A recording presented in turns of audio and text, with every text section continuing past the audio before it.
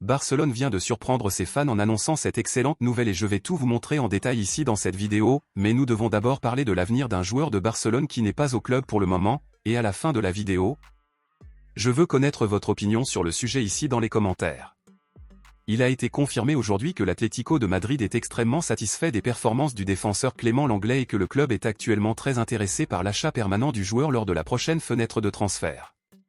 Lenglet n'avait pas de place à Barcelone en raison de l'excès de bons défenseurs du club en ce moment, ainsi, l'Atlético de Madrid a signé le prêt du joueur, ce qui a grandement soulagé la masse salariale de Barcelone, car le joueur a l'un des salaires les plus élevés de l'équipe actuelle du club catalan. Comme il est prêté, Barcelone ne paie qu'une partie de son salaire, mais s'il est signé définitivement, Barcelone sera libéré d'un problème financier majeur. Sur ce, êtes-vous pour ou contre la vente définitive de Lenglet à l'Atlético de Madrid? Laissez votre avis ici dans les commentaires. Passons maintenant à l'actualité principale, bombe exclusive de dernière minute.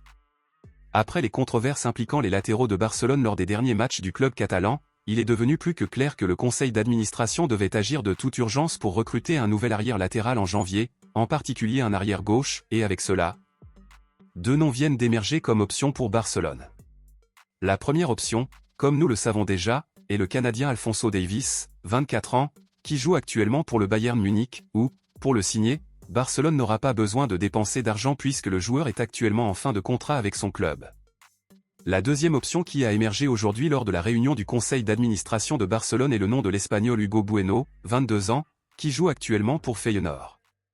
Hugo Bueno est un joueur officiel de Wolverhampton mais joue actuellement en prêt à Feyenoord, et pour le signer, Barcelone ne devra payer que 6 millions d'euros.